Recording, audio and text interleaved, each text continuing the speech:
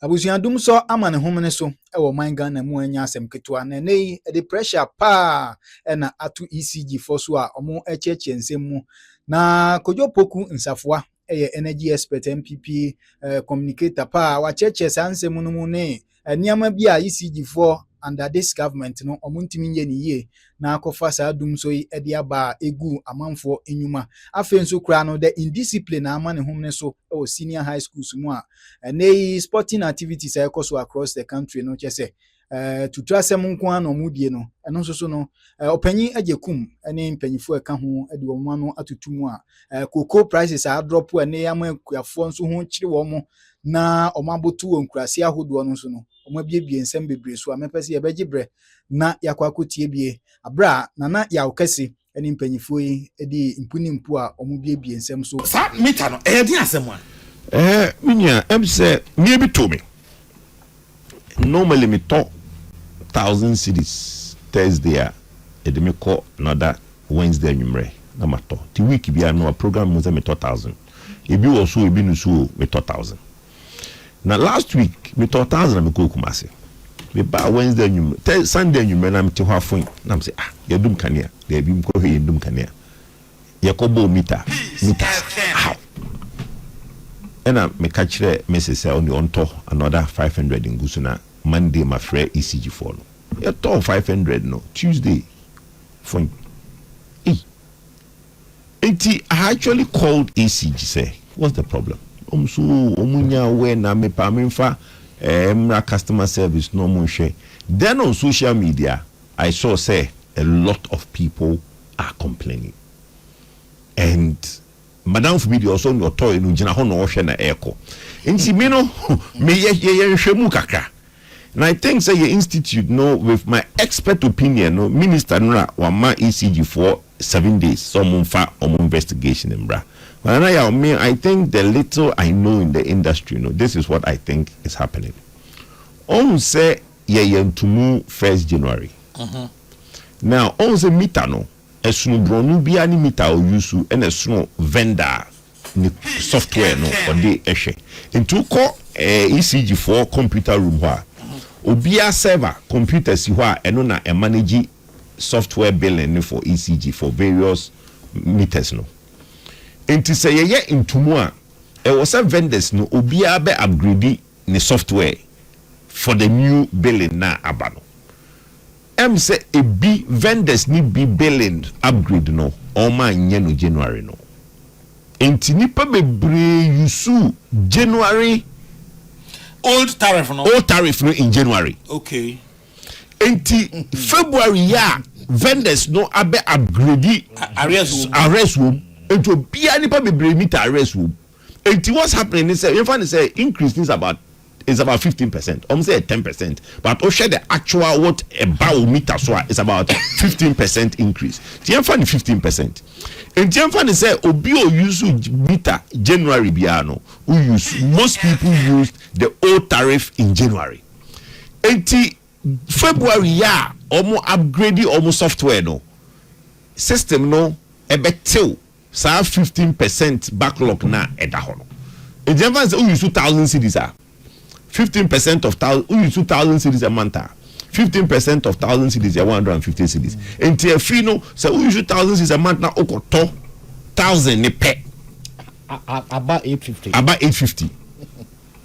We use 200 cedis na 15 cedis ka edaso. And no bear in mind now no not only are you using the old system you are using the new tariff now. Abindi abano. Eti ena a massive problem. That's my expert opinion. If you should look at no, and most people who are affected no, I think that's what it is. Because Oshe me diena me to 1,000 cedis a month. In the whole 1,000 cedis a week, into 4,000 a month. O calculate 15% of that 4,000 now. So week no the tifri muna a man sa within that short time no. E beye sa calculation na me no. Enti yese ECG wonye hwehwe mu famra muma yen twen no na yen hwe but like I say I think me expert opinion is say a upgrade of the tariffs no January no and most of the meter software no wasn't upgraded in January. It was done this February. Say to load creditor, can a room for credit now you soon in January and then one time. That's the problem. Internet PPE is no, but yen train 7 days. ECG for the almost report in bar but how kesiye pa. She said incredibly issue because why the budget? Issue. How kesiye. Now I don't know how we compensate because compensation beg. Na buy say mameka sem bi nchobe na Ephraim Moskojo na America for ma be de mo nya dwumade na muntu omu na America for be o se nya omo muti abai mu uko kan se bi om se dollar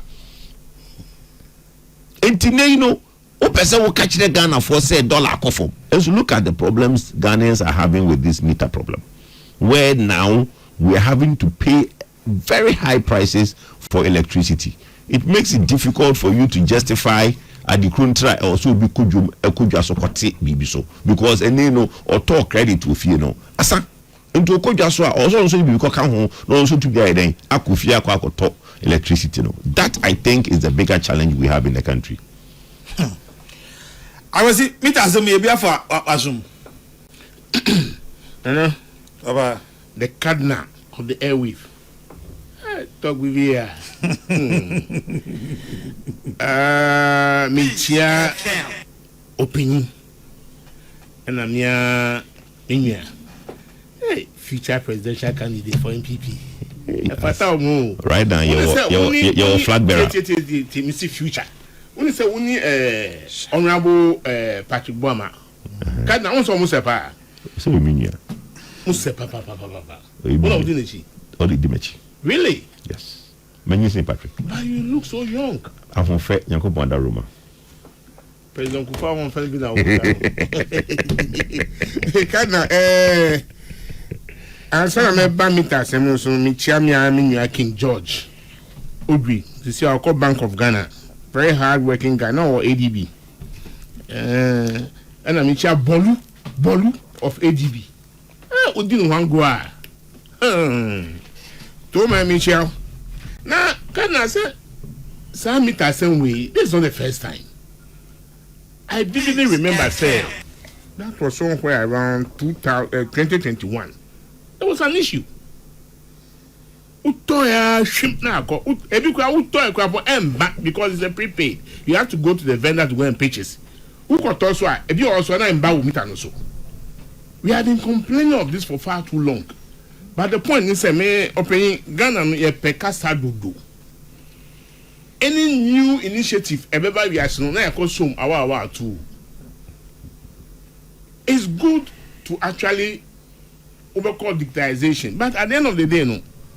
Mimi who say, idea mitiano must be worth it. Say minimum say so na mimi akan so no every month. We're targeting 1,000 Ghana cedis every week 1,000. Every week 1,000. And then you know few. At the work cost of you. There be in Colorado also. We also their condition. Oh, Papa no no. The super say abrabo no koyi. We dey back here too. Oh. Let us be worth it. Onye onko nyina. The many Gini say Energy Minister Honorable John Jinakwa or say we constitute a team to look into this. Can we look at meter ekraba? I demand for. Because just me talk friend saying power on my phone so. And she say me use 1,000 a week at least. My 2 million can also now say there be other me call ya na me buy.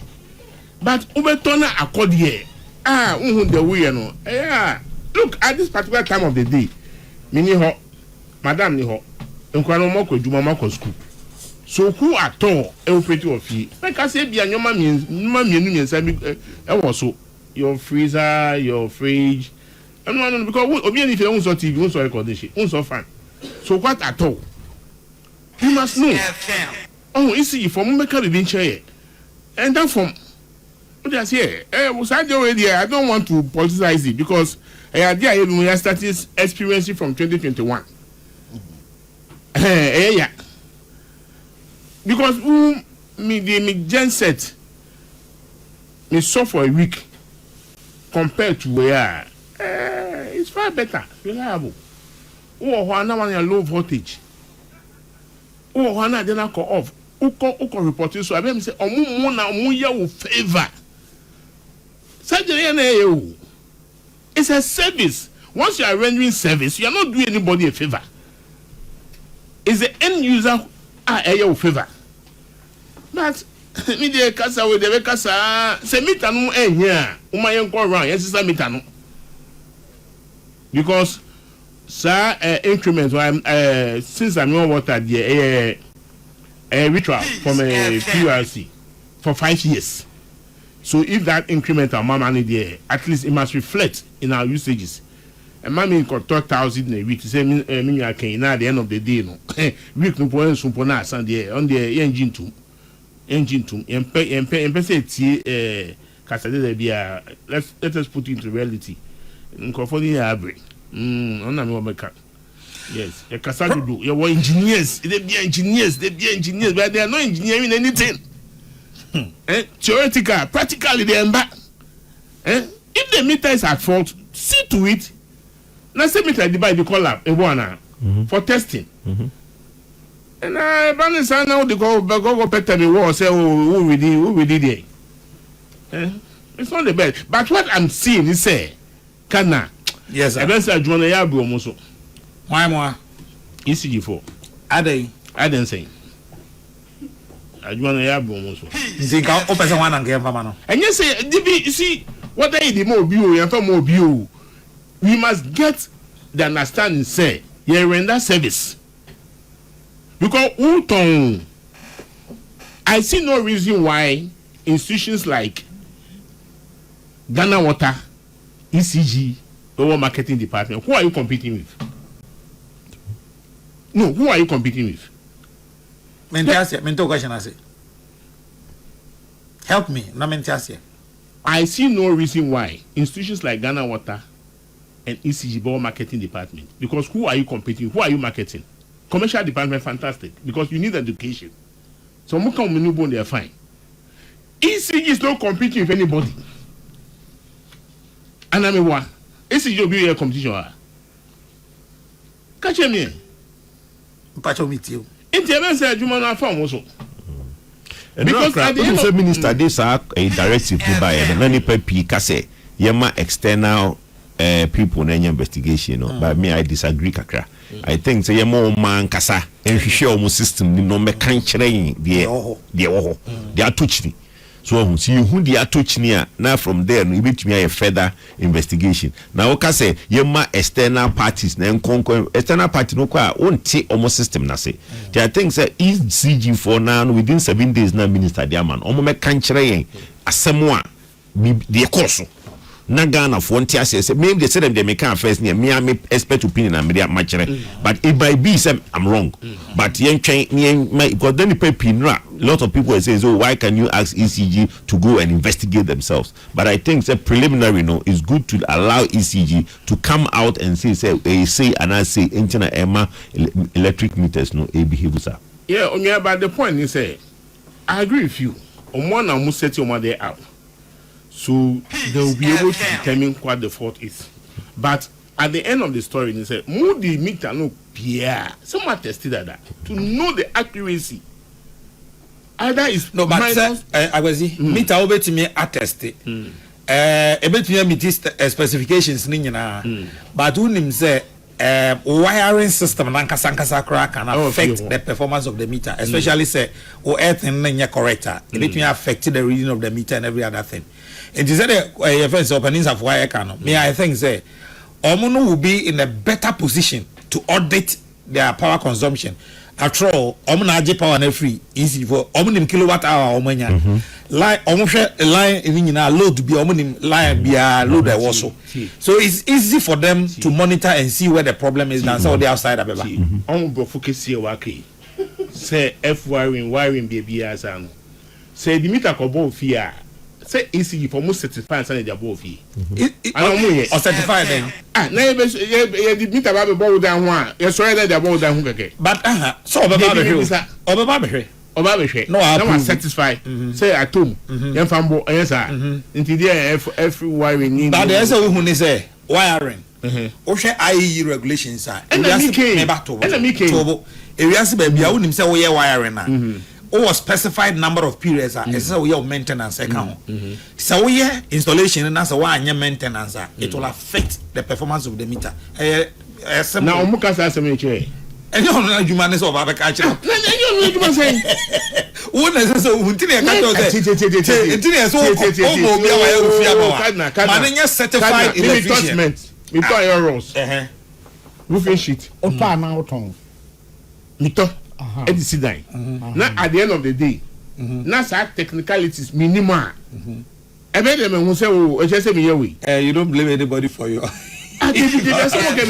Entina energy commission aka kire wo say say wo si dan na wo ye bibia wo de wire campaign o ma ya say certified electrical engineer na be ba be part of it na say oba say nipa na say o kire wo say installation me ya ma we enya forever in fact say wo ye complete conduit say on say bi o ho a wires na egusoro no obi o ho de gusoro na sa but obi also a complete no the be fa ni nyina be fa pipe mu akwa akosi in fact we hear complete conduit na now you su required conductors na on 25 years say after 25 years there's also some cables no but say we hear half conduit no wo no say nkwa na ade afa na say suru ni nyina egu ho a nkura betimi awe insulation na wo a cable no ho no any ade ni nyina nti no eno kwa dey within 5 to 10 years esa wo san some cables ni nyina unya a certified electrical engineer obema us education we nyina nti oye adwuma na ma no unim se esese adwuma we ekose ya me maintenance te se o ka na ekuta ona unim se o come mileage se ya ese o for service ka sembe I didn't say number 1 who determine who a certified engineer or electrician is energy commission okay how would I know say a requirement who sit down no but energy commission has been for a long time. I'm not speaking because of me. Yes, but the average person who qualified engineer na certified that's all nya de pardon no that means all nya de you see most fires you must tell him but na say no mo nye na say no okoji meter na nipa obey electric or obey wiring no onye certified on for meter dem yes and ne so wo ko ECG akoji meter na nipa oye wiring no onye certified engineer omo meter. That's good. That's the new law. That's good. Omo ma electrician bi amu no but say no so no na make us say emra bia no ebi mu no emra ne kwan no sisin say wo ko fast on obi a onye certified ECG meter but etwetwa wo obi ko fa nkwan chen electrician no abeye wiring boni bi ama but no so na bebre no ehifie no so I think say omo mu si dan no omo nya sure say ne boarding kakra a proper engineer electrical engineer will cost a bit more. It's better than a roadside. Roadside no wiring no ko be na we afi oti ho na ija apa. Electric fire started by electricals and those to say bebre. Look market nkofo afie ehye ni nyina 80% or more electrical. As I say, we can just say, I know somebody who can do it for less. One here will be about 10 times higher. Can we good education? Because but Energy Commission has been on this campaign for a long time. At least Miming Nimkran for the past 5 years. My own advert waha about some of these things. Because young one was who say ABR AC and now water heater will be the 2.5.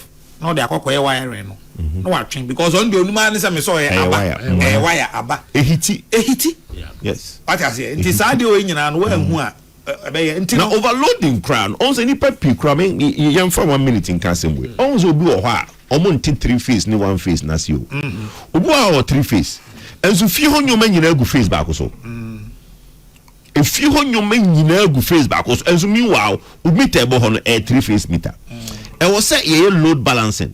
3 phase no ebia onyoma we fie no or the kakra gu phase we so no the kakra gu phase we so no the electrical engineer now or wire we fie no initially no on so obi obe wire we fie no on the nim plug no ne sockets no phases are or dey here enti o waya ofie enya fe na wasi fie no be yo usi fie ni wie na nipa o wa be waya ofie no e wo so o waya na plugs ni bi no or de any sockets ni bi no or de go various faces ni so na to da bia onum say light no baby adu na baby aso be ya adwuma because face be adu face be ya adwuma but obi wo ha ni fie kakraka adwuma wo fie ho nyina gu face back so enti face ni overloaded cables need to be hit epeja and now we say so kra man for bebre so even class so you one face single face kwa no you so e bia ne db no e bia be 15 way and bia 12 way load ni nyina be kwa akogu bia mienu peso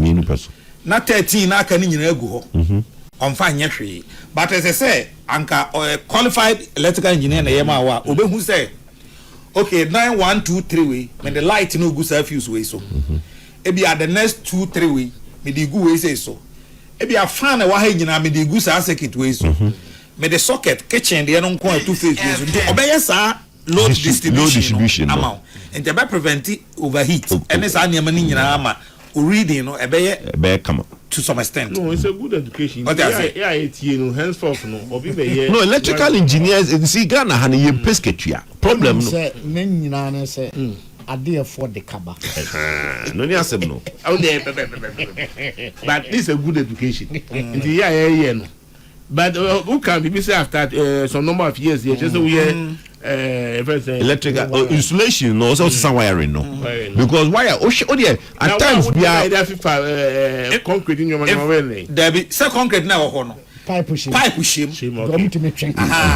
shim do to me learning and then you can say oh yeah adwuma na ma e fe say certified electrical engineer nyama ade ba ko so kra bia nipa bebre nim ni say wo ye wiring na ye nya joining e wo kwa so ba bia end to end. Yeah. And to obi ho a ohwe cable na ode kono bia ka be kitikiti say na aso. No join it. And sa joint na wa and o ma wuto full bundle of cable. But adwumboni ntino na wa twatwa so. Na dia ka no yakọ. Eno ye ntimi ruling out but on say me dey won say don't know. But so far certified electrical engineer ho. Ono onim say adwuma na eba because we installation we will have to be tested. They say eba na test e hwe continuity ni bibia na say e hwe na say ready here. Ye nim say wo adwuma na wo ye no wa anye ni. Anti punishment wo benya. Onu say this time electricians dey mo ekoye exams. O pass wie ansa na certify. Energy Commission. I see. And those all pass you as an certified. Say certify also so. No adwuma on ba problem one. You be your license no ntimi nya adwuma. No, electricity one with you. Where owns a who feel plug be all be one anani. Who's I didn't be that. Oh plug. Close contact no. Contact no. You know screw no woman no. You lose ah. To me a movie current no man let a movie to me pager na anani plug no. What me for iron now to adhere so na socket and yes yes socket no papa yes enya papa but wiring no inside no and anani exactly socket no enti no because it's a mama no see there between that so thank you enti no any problem to we are too the me nya we for number 2 e get why you dey carry that fast enti those are some of the little problems that you but said the open you can know sika YMPC be chia for the right person and to benya area electrician bia no aba no abeke kambo mama usu ma ye ubi ho na akofa cable ya ovia na koku vivi fan chen bia na the queen school driver ni na ka obi dey anyway ejabogun bajo tie we do obi so dey about say nana ya I suspect what is happening is a setting by the NDC to sell ECG to a private company. Did you hear Agbesinuchu? This NDC government is very professional in deceiving. You see, the PSP need there. Yes, sir. No, Nana, the PSP, which is the private sector participation, the union idea and such a craft as I say, or say, the private sector errani. I don't think say the air cost you all the maybe and pay. Well, you can come to the buy. Maybe if you can. Oh, say, me no macase, na energy horn, me find yaman yourself. If you say, Simbu, I nemeka, a chinabina about Aquacudu, say, many JJ Kasa 2 days ago. You mean John Jinapo? John Jinapo, yes. The guy said, look, I did morning come home because the way our social media sees, and I was happy yesterday. I heard say why Kasa 7 days ECG form for reporting, bra. And you will be what is here. I don't think say the ministry or the NDC per se, would want to go that length to be mischievous about it. But EC is an institution, and as a human institution, there is always a problem. And the problem, it is how it is resolved. And sometimes you can't want them. But clearly, Mediana may bo NDC for Sudan say, Subo, may bo almost Subo and say, to me, Kase Bibia Boakofom because dollar conform when electricity bo air costro. That is where my problem is with the NDC. But they always want to make it look like, electricity has gone up by 10%. But if your calculation now, what a bam, the abam it's about 15%. 10%. Okay, let me leave the name out for now. A popular food seller in Takrady has been electrocuted at the force line after a heavy downpour on Tuesday on a suspicion of illegal wiring. The whole secondary Takrady has been thrown into a state of shock because of how good he is to customers. Yes, and so I call illegal connection. Electricity there, Masa. It is a problem. Now those days, warmer. Okay, woman funu. Yes, Shachele what a crash and one bed. Now, can so more and woman funu because woman funu pen and I'm over you with your chairs. And you see, you do funu, it's electric show one, you do funu, board intra. Sir, one casa one, you were Jumay. When I walk off, we never. I could chance some other trunk of us. Say woman funu. Oh, say. Issue no woman in Ari. Okay. Eduano intimate conduct electricity. Okay. But who offer be a fresher because electricity no. Obedi shock. Until electricity shock will be the from the brown free home. If I remember master kwade you go back at say obi anhye mpabo a rubber. Okay. Because I know nya conductor. It is a form no cry electrified utia ho because of some mpabo na show nintino en shock hand count. It is any money. No, no science. No science. Anyway, enti nyamenshira munyina so any education nyina dey aba anopay. Na openi anopay wa fase kwa mpoku CID. Okay. Or say eneye official launch of Tescon registration. Tescon registration booths project. Esha CN 26th February kopim say onbewi ewo Gimpa moot court 2 p.m. pepe na onum yesa registration no. Now was saying attendance will be Honorable Asenso Boache, Vincent Asifua, Honorable Kwesi Konedu MP, Collins Adumako Mensa, Nana Kwesi we are former MDP MMC, Farouk Aliyu Mahama, Honorable Mike Eidu, Honorable Kwame Asafo J, Davis Opoku and Sampaio Zenam Hajide, and Honorable Kwesi Jemfi Unyine Champong. Enti Oshe ni mupa se ninua ono anu ofa Kojopoku Nsafwa. Ebeba be tane chama bibia so ay kamanam se kwa mpoku da bi wonde se Kopoku de ne ofa se ono kwa ne be kwa koma ne ofa siska because ne ofa se ne be di a national youth organizer. Enti ese ofa Kojopoku ese o de ka budget 1,000 a week no ho. Is it a 1,000 a week? Is it a costro? But still a pay before ofa se ne share because kwana will be to no ordin. Just dum ne kan. Just dum na abuche for them tifio ho no. Obo mi fie ho. Abuche nkwara de edin o. Obi a bi ase se ko ho so nko abuche nkwara. Abuche nkwara. Omo So John Kwampoku CID, the National Youth Organizer, hopeful this afternoon at 2 p.m.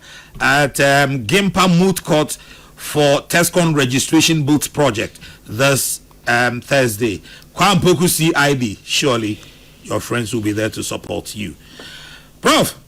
Eja, me no wa fasen wedding komo kakra ni ade a. Niema wo prusu yi.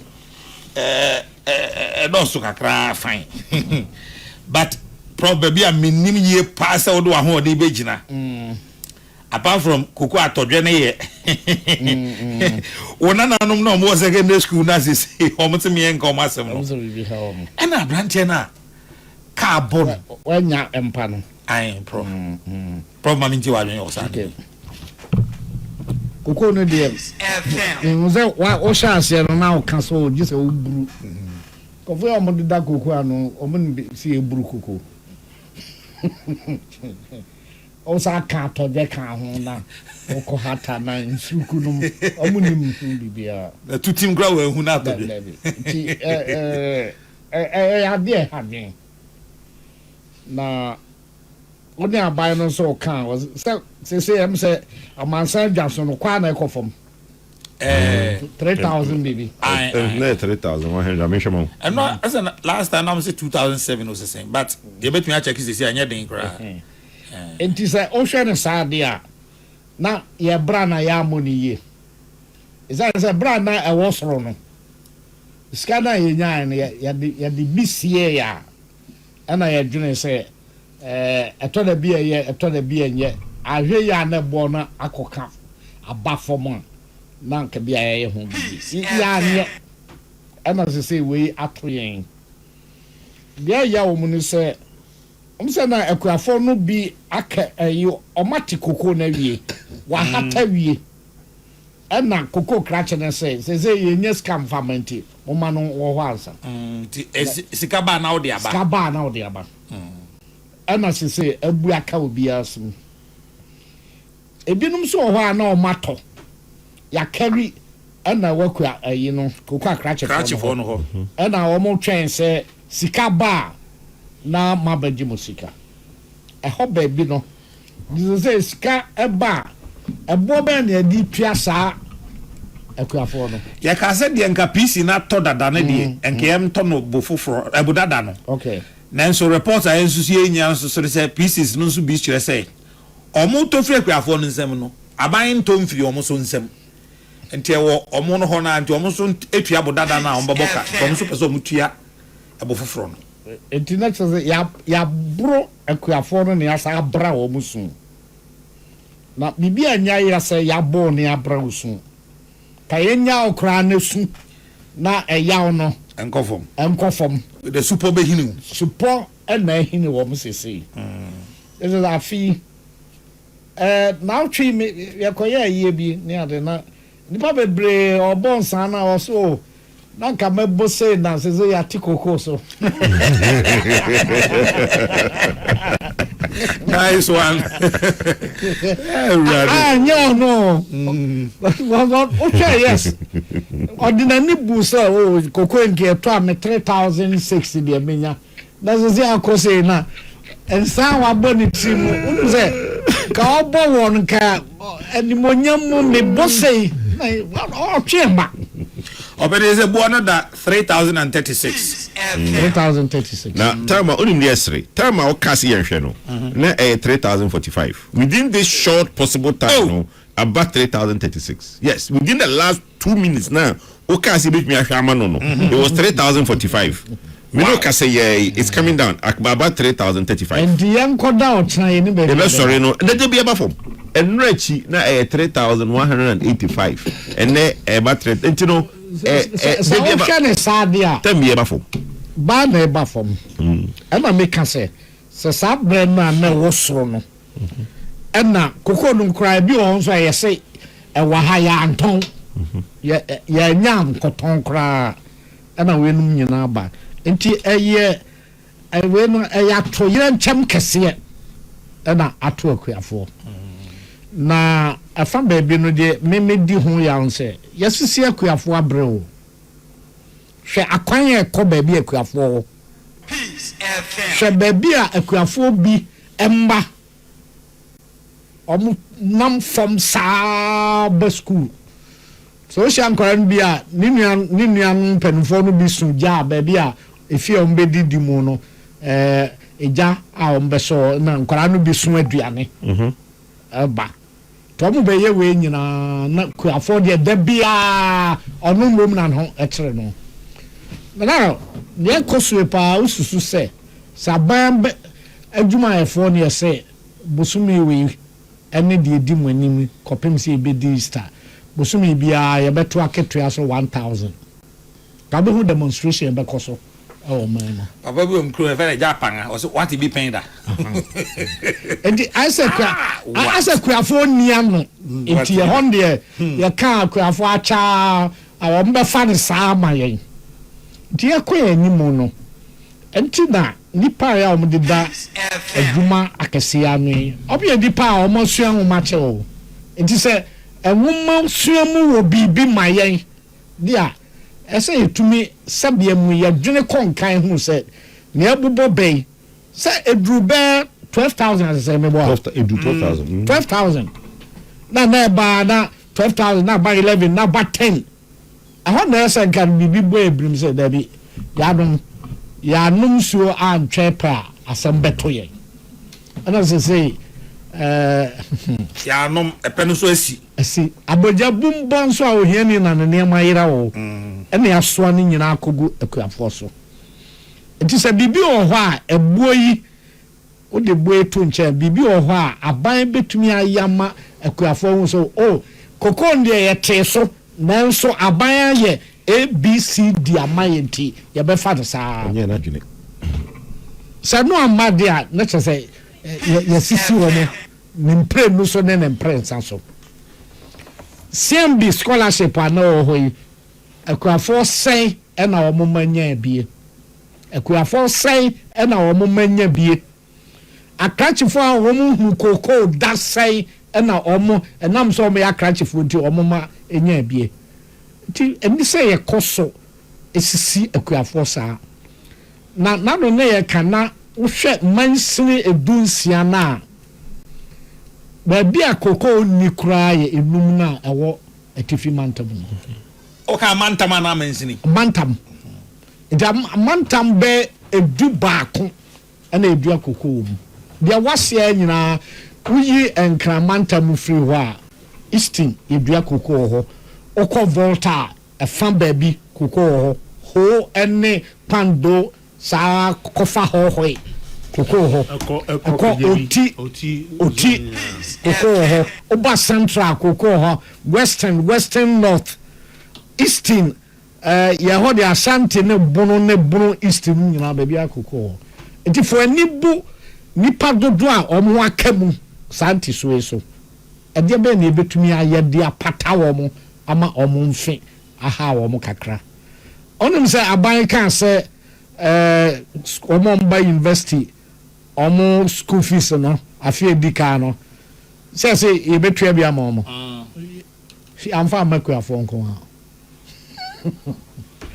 omo mi adwuma kese enso maka ho ba se ate so aku afon ha e na omo ho akere omo ntimi de mesusu se saban wo ekwan foforo bi so a obetumi afa na akuafo mfe atọ wo kakra barobe na ebia ka se akuafo no bi se omso omo ye okay akuafo do se akuafo be oko jina kwantapon ko a anase mpenteni na unya akuafo be sia no kra unim party a omo dom na wo frefro mo a omso nipa hwan na owo Ghana ha na oje 3006 na yeso ya teso about 2006 no so pa nipa do say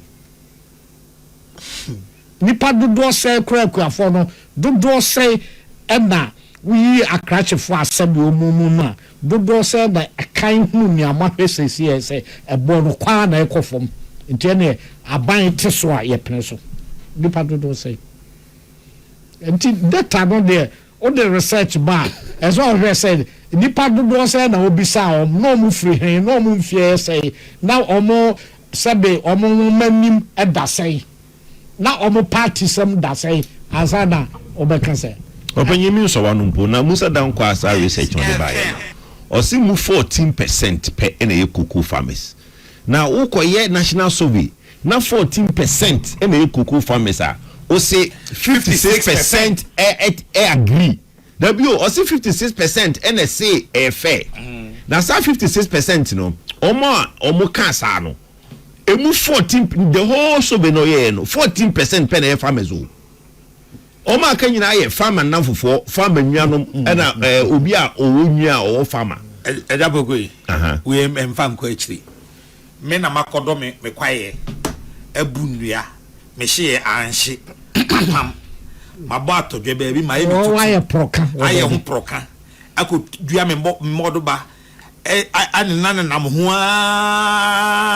ama me koko aba nyame aye madom asiwa me ti kakra me ti koko bag ba ko minim say o de menya 36 million na no beti ase na me koya me kokari koko bag ba ko afi mi nya sa 36 ni bi menya 26 a me say eye me de that is fair fair bi wa bra mi nim so se ko sa tan kwa de o ma me ho ya pa enen de bia yesi akra no nko fitiri wanya ko abo bi aka no aban pekwa bia so se de bo no de se nea esite bai de yetranye yakra na abai ema ni gira se ya hafa na che oni adi niye but on pekwa fufuro bi so a ekwafo betumi enya bibi ai be chechero mo yire now also the violence among SHS students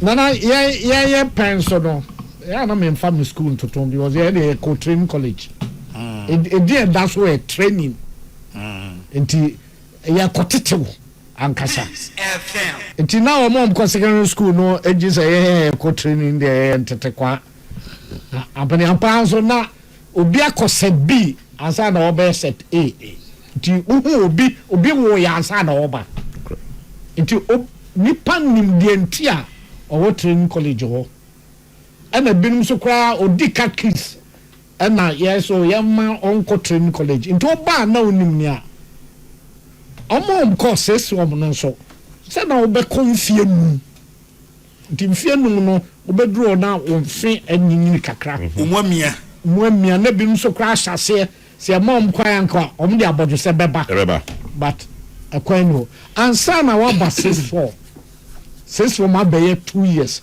obi kra awie form 5 but subject ba kun bi atwere ho a went to me into ye no beg bear 2 nti afa no to onu says form no no be so wanyini bankra ye omne na mo he ebi 2.5 years and all the ra SHS no nti agro ankasa e wo mani so ana satama na kodopokunu eja kodopokunu secondary school na mom secondary school no na global world na nye say na social media no so say na ya tete banso ofie ansa na ya banako school enne ya mano ofie ansa na o mako school also eja kodo say ne fie no agbara no dum air condition na say beba and no papa say medum air condition kama who be you who born dog so we hwan we hwan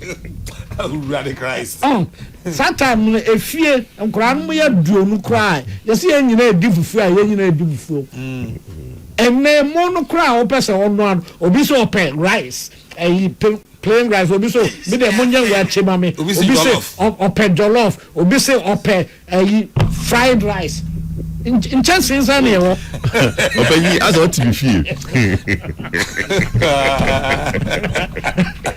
be you ti your best ope ka mi tu me ope no ja mi nu ebi so mbedi rice and stew obi so opa nwa mo wo na oba ko homa maybe Tabio.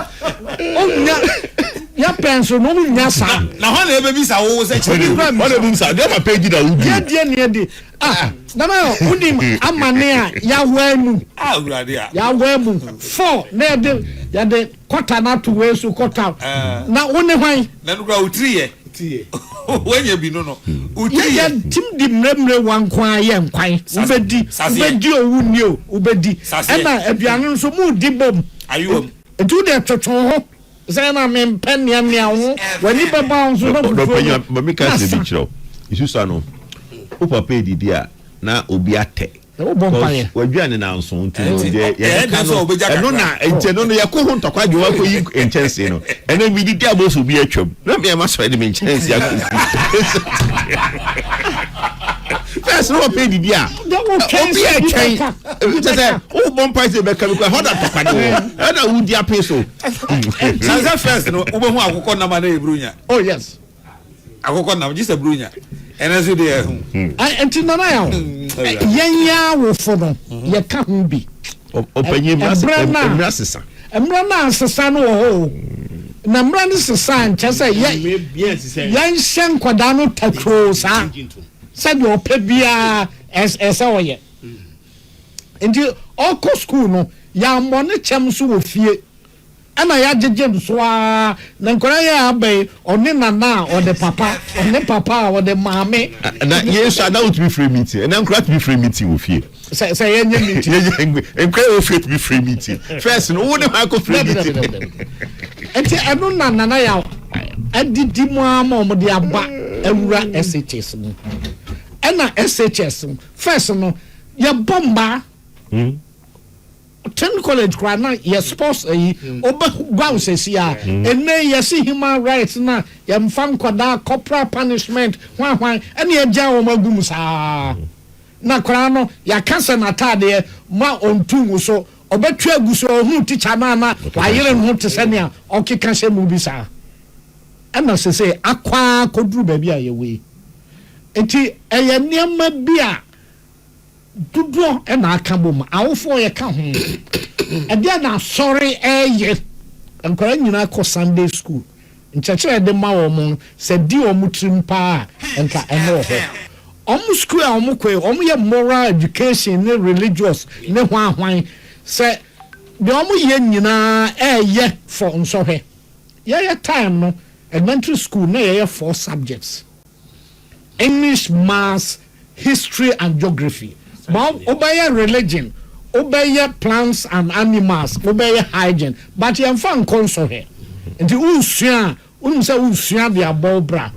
And then the Korano Yenina or Yako trends of here. And the Utianina, Ubisa say, way better now, way to. And a woman and travel mumu, a woman and Namu pie. It would to me for monobra. And na o ma hwe a ewo TV so ne hwan video ahoro no e no mo na nka school ni de o ko school tuition o ho sei sekan e hwe o ho sei no se biase bi ma di mfie du nwotwe do wa to di mfie du nwotwe de ase e firi o ko no da be SS fund do mun dru sa for University for na do we money dey 13 14 15 16 yeah time yeah breso dey friend boarding school na ya do kon boarding school na wa kosua nyansa ho enti we kwan bia do mbe fa so na me chese se do mo fa kwan bi so a politicians no montentena na fe na na NPP say yanhwe na yanka ho asem say eno ba mu dia enkran do mbe ya no mbe na na o mani fancy once mate efu agbesi novi okay hey koko asem na kana nyoma bi na manhu on social media emia ayo na mintiasi ade de he no si randi adi enkrenyi nti okopedi okokobo na we de one kanke pa because unim say enisa man fu unim say Dr. Mahmoud Bawumia NPP flag bearer unim say na ni papa e chief executive ema kokobo na o kan we dey akosi ana sa se we e wan call for na account NDC for na account dem NDC ni bi ankasa ko tie XYZ o de ko tie XYZ dem hu ye no ko XYZ ko tie nsem e ko so mo call for na account asem no onya tobo dem hu ye no or identify no as an MPP person. I can even forward the clips to you. Mantimamin can't towards that one. Me former boss, chief of staff, maintain human. Oyen Granny. The other cocoa nearby or so let us. I was young substantive visions. No, but I'm driving towards something. I must go the point. One. They be here. Who just had any car? Why mo? Mo kike Number 1 by my cousin natural. Enye wo. Kase omunda is asem na. Afi na o pro na me. Okay. Omo kike kasa. Omo janka. Munya dey na so say. You understand? En fata. Your crisis move. How do we manage it and moving forward? Now when you say under President Mahama first term, now Cocoa Stabilization Fund. What is that? Everywhere. Nankasanyo may by this time no, there is a way forward. You see, the Eyama on my Ghana no, me no on a mammy manage. I don't play politics with Sanyo May. Let us look at the way forward. A car at that hole and send a mobile no. Nay, I more con a canoe, the ahena muja to ho. Let us answer such simple questions. Open you can say. Osi koko kwa for the farmers. E kwan a eko omu krom ana obebia omu eti no e kwan nye. Obi ye regional chairman of a political party. Ya som sika koko road ade amano. Asop one fan two form. You see, things like this are so disheartening. Anything in Pierre Gavonaca. Oh, why, we buy up.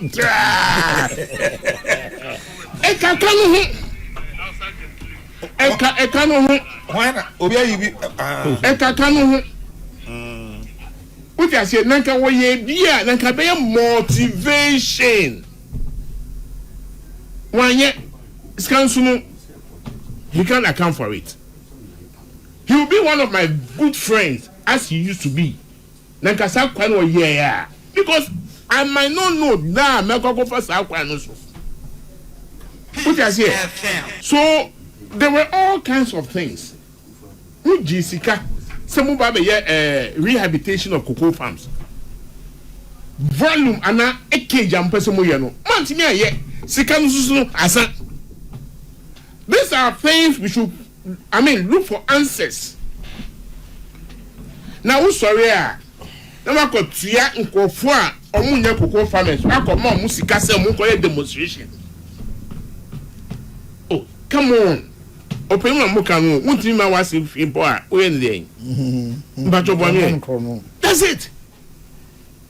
Upon all this mismanagement, you will not even keep quiet.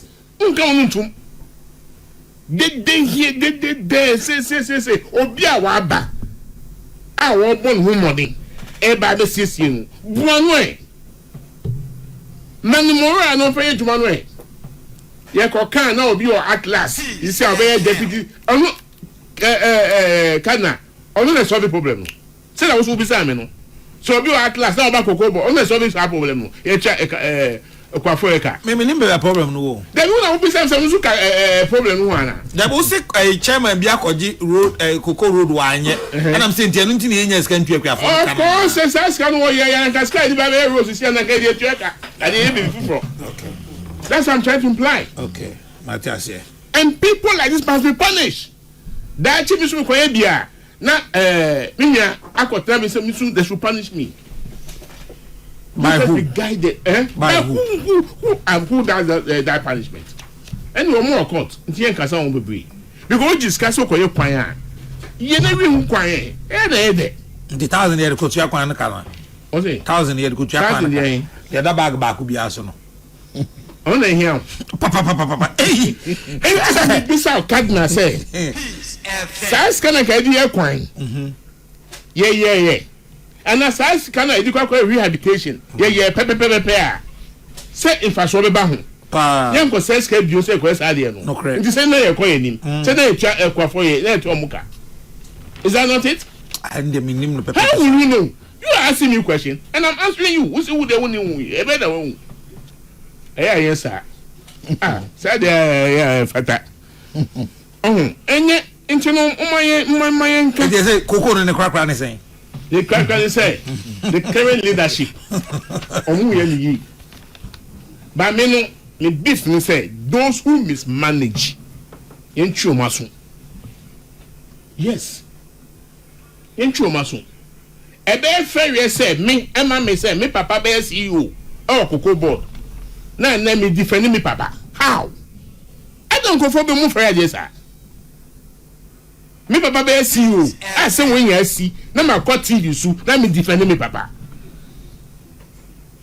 hey any friend ni go for me so ye nyan se na embe wonya kukuduro e wu defend me papa wu papa na ye aduma why am na okay who be say me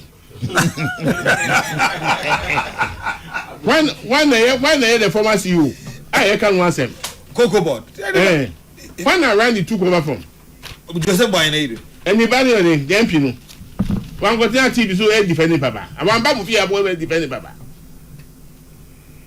hey you know say na ending when you start to grow asa mo tio sade wi na mente ase e na ye ka say yeah o party na wa ben sampa passage Joseph boy edu oye boni wo cocoa board a enye na ban po na won waka say na ban no protecting him. What stops you from prosecuting him? Me hanono Peace FM. Me agbesi nutu me hanono yo how enti me pese me ka biu enter yo how because so we ka say obi aye boni na wuti radio so dey bia nipa na ye boni nkofo a investigative body o maka mo na etum bi ha because onye hwe oh me ka say wa ye bibi but also why bonny you are just saying say why bonny me say obi ni papa under his leadership no let's move on from there please, say what you just said move on from there me see obi ni papa why chief executive and the jurisdiction and the administration some best in yakoso no say ye titi me no me call radio na TV so I could defend me papa I won't do that. Why not? I was happy when Fifi Buafo was here speaking to the issue. Only the papa na ye ejuma, but not the son. Not the son. It's immoral. Finish your conversation. Me finishing with their conversation. Me too as the video conversation. It's immoral. Mun come and tu. On here ye. Kana. Yan kora mo prof aka won bebre. I totally disagree say yan no assistant. And sisan Nyoma yetaye no those days no okay prof afro etwishe afro ti enamu ye bio announce assistant almost dey aba nyoma ye no when you were in school at interco prof I think I was around 13 14 and because secondary school form 1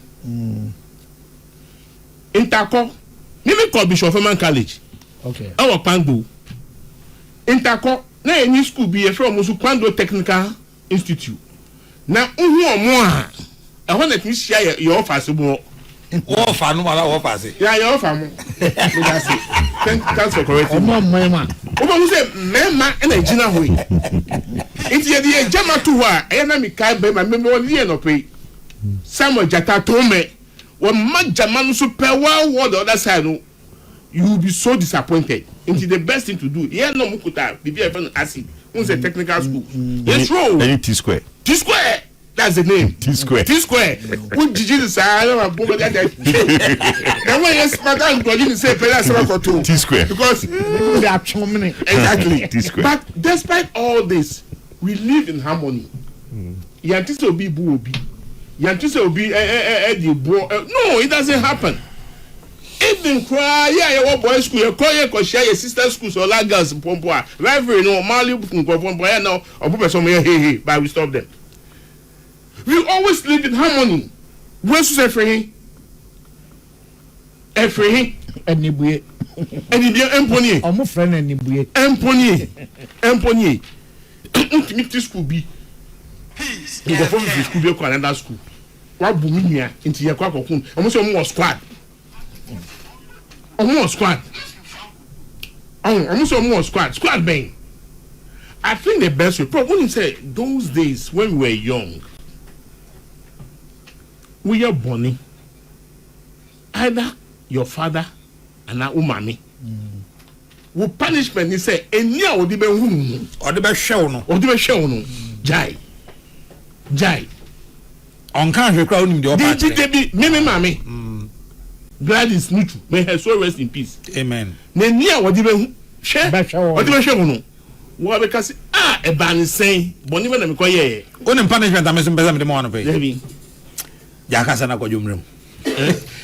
Yakasana punishment.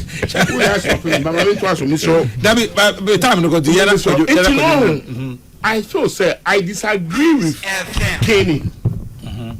Only I disagree. But there are other ways of punishment. Bishop Herman, Assistant Headmaster, may you so rest in peace. A 2 month. What we took born say, and now a boy, Papa. What we took born say, that they are born landing on one. That's it. On no punishment. I won't go for share your classes. If you are thinking, just imagine, says I we are now who done. Now, Papa Babesrao. You know, we can, because he's saying. You see, it's not about lashing. And what I also don't want to hear or see, I say parents, because school, various schools, at whatever level, being primary, being basic, or SSS, say, you are punishing bar into one we are Jimine. Now, we are retaliating. Me a teacher need be like a bam go nice no crowd school I won't baby you. I think the best way is that you see when student misbehave, I will not go for suspension. No, I will go for outright dismissal to serve as a deterrent. Because suspension is okay over. Obeka say why dismissal. Oba say akwala no life. Any life, akwala oba me papa na titi no. Hwe me papa ka baby share me. Who call no and who call no. Who they send back? Count me out. Okay. I started by doing so. Because who cannot send back? When I go come on, baby. All right, Mami take a dose so. Nana, it's saying. Nyamiado. I'm say Dr. Baumia be leader of NPP Memaha. Na I'm say yeti for mutie e beda o ma say greetings the enchia kese if Dr. Baumia ho ma omo mutie yeti for nyina ne MPP delegates omo koto aba Dr. Peso de enchia kese ma omo a omo anto aba 2024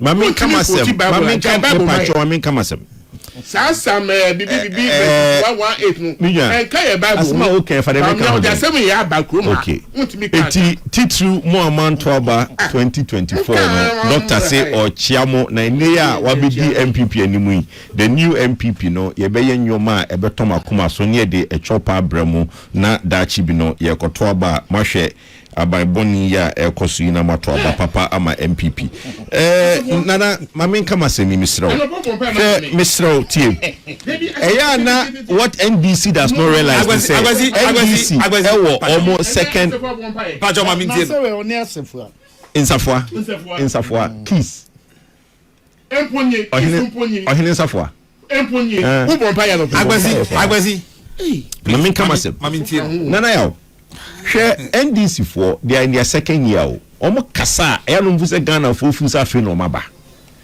Question be say me busa NDC for ni say omo ye management of cocoa marketing camp. At what point emre ben no mu hu say cocoa board no mo buy e be fire no na asem wo ho.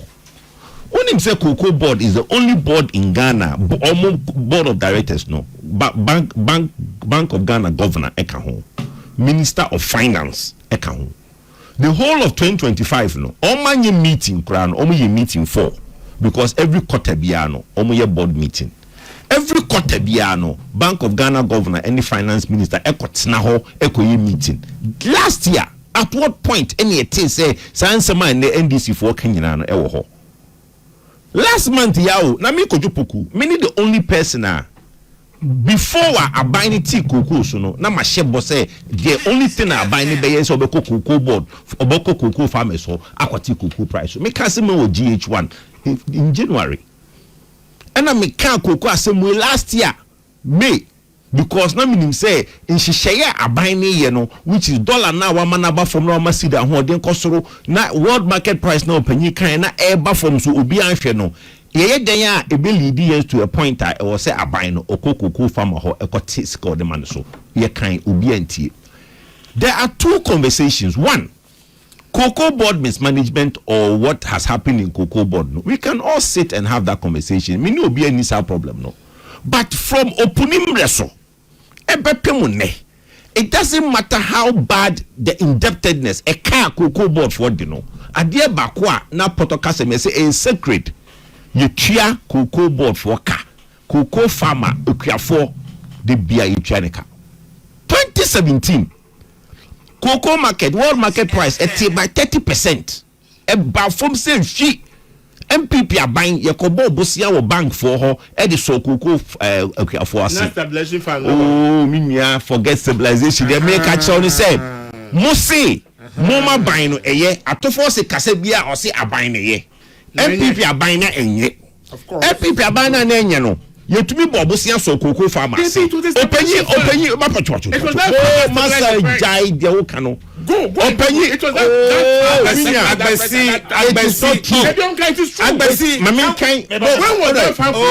It was in 2018.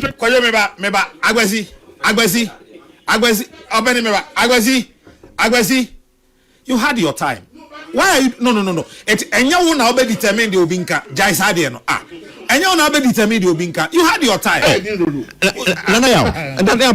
2024 financial statement by bank cocoa board. Or say the cocoa board issued bonds through the commercial banks to support the 2017-2018 crop season. Imagination. Bro.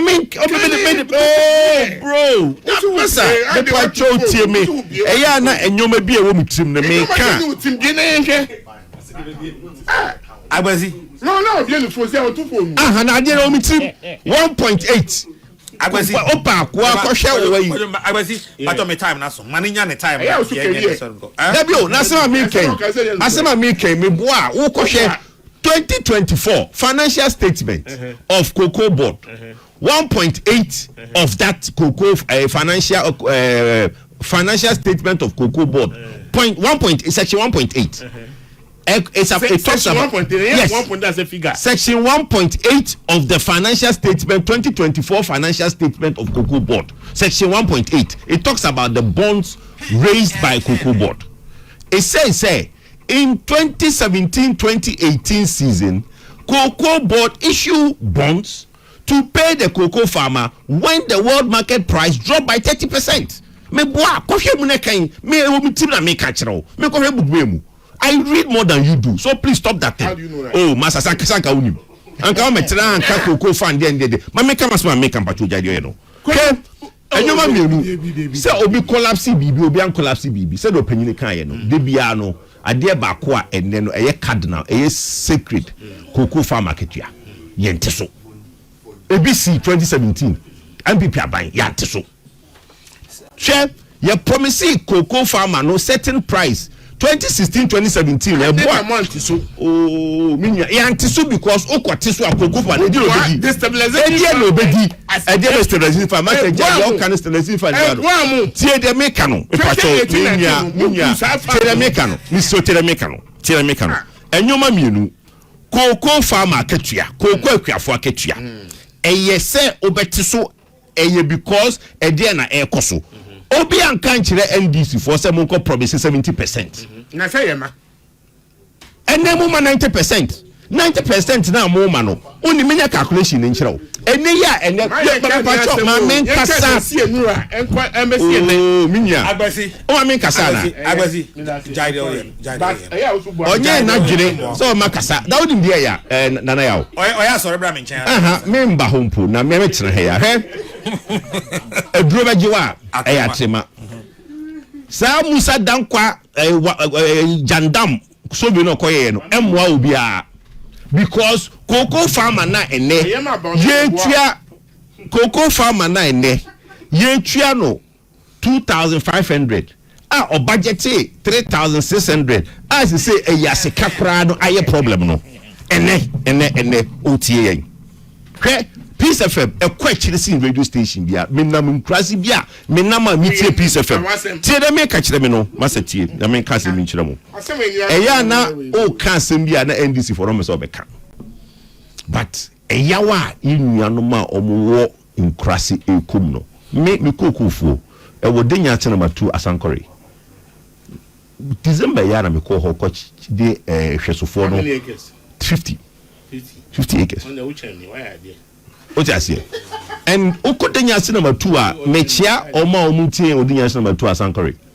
me ne hwesofo kodie meeting wo ho a nyoma na omo kase afiye nye yebepe bade for mepunu yebepe duro a yede begum na yebeye nyoma bi wo so eni ye ntumi nye because mi kura se poano dan a ene eso apa nsuo to ya affect no mi nye skani bi bekwai poano hana mfi o asie denya se bi nso osa se denya se fo no ene ekọ do denya se fo no ene ekọ do ho enti e fro denya se number 2 no ina nanom ene ekọ do sa akoko no you see ye ka koko asema munyiko ye ka kwan so president Mahama se o koko farmer of course Matami do so nya sa koko no we oh come on nyere mbusa ye Matami do have asked who kojo who so how many acres 50 acres who kojo and obia waye me de efri mabusuam over 80 years no dey free minim me say Matami do busa question no ya nka se onubi Matami do senior comment person me kana sem kana sem no na kasem okay 18 me nana yaw em so I just say o ma me hwe why you say me ka koko asem no ba de ma me emfa eno nto ho na ye nka nkra na asem koko asem me me bonipo na zo nka zo bonipo only pika wo so bonipo nana yaw ne poni say koko farmers bre no enya about politics enya manyosem emsa same way buy no obia peso ye na manyosem obia peso ye na NPP for C NDC for say demonstration NPP for ye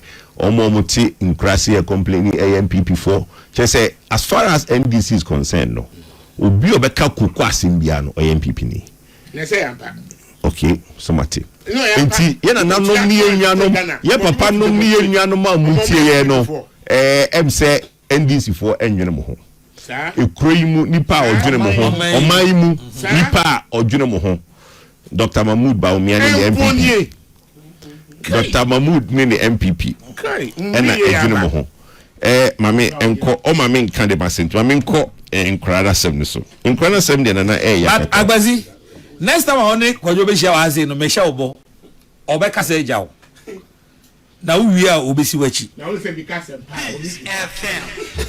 do kazo enfata nta me bem se woni mi dada mate wo so wumbuane mate nyehwe obi amboa na se de be kan no yenwanu mo mo ti dwakese mu tie yen yenwanu mo mo ti ukrasi tie yen no omo edu ha kokrumuti no omo kodwari bia na kokrumuti no omo de semina guardian soup ni apino soup aye ho no match yen kama mo say ye be ka papa ene cost 39% 30% nana ya enkrana sub de ya kakra em say ene wo hwe discipline na wo you schools na ekofom headmasters senior housemasters ne omo schools na say ye ma ye ni kofom kakra ni hwe bro just first no yesu yamunkra school say ni say yes spare the rod and spoil the child and no na say dia could do be adri o sha bro chire de bia me kasa amanone no omo ya about 20-30 years ahead of us o hwe nyoma ekoso ho a netum say ye da chi ne ye hwe no eni o hwe nkwara o medi 13-14 years om no bontom de sekan ewo wo mpanimfo ewo the streets of London is very sad because ye ntia akwara first no enye o maame na bebo o maame adamfo ana o neighbor bia o te mantam o na hunsu akodi bone no no achewa bo ansa na o maame fridwomba akaka kire se sei na kodwo aye na o maame so aye den asan achewa bo onu na nim kra o maame betre se ni so na wasan tutwa wo o ya se enti no ene ya mu obi ba na wakoka obi ba mpo asem because we can asem no one here cry maame no wo no de na nibre ebe so fa ho be na du fi asem enti I think it's a societal problem I was saying nyina no ye ma ye 94 me fie mi wo ken miensa e wo me dem mi suda because me ma no me koto ken no na me kire o mo video of Pakistan ye bu obi public lashing ye di kid e gwa obi o YouTube na me catch am say mo hu we ken ye no we ne dey fe ne pio if you no ken da hom use da because da ma ko yi ken bia no na asede obi awu fi ho no obi aso mu ko mi say o mu ni say but say you say e was a deterrent no e wo ho And I think so most parents are just indulging you may be a here. Said the parents in the banimpono. Now on no school I think those things are very bad. But now NDC for now man can't asama make. What can say for fee or go boy this in the view? NMC can be no. Oh. Ya can be. Thank you. One can Cocoa Road, the obedience can one on the Wonka. And it is a one hour person which said the on can. They be me, sir. Say they became a be one just to. Nana, it doesn't matter how much Cocoa Road was old. Not still like you They say obedience. Now you try Cocoa and Piafoka. Can one say man try Cocoa and Piafoka? One try Moka, two. Sika or some of them must have got what bonus are brand new? 333,000 tons on that. Only yesterday. Almost the bill because parliament, your friend Cocoa bill. I almost guarantee 70%. Did by regulation? Said it's I pay. You know, Kase, yeah, every 3,000. Almost at the 70% of 3,000. No, the Sabi, no, Sabi, no parliament. You have a pass Yamomo. Yes. At the end of next year, no, now Cocoa 40,000 cities a bag. Answer now become Sasha Mine say, I do say,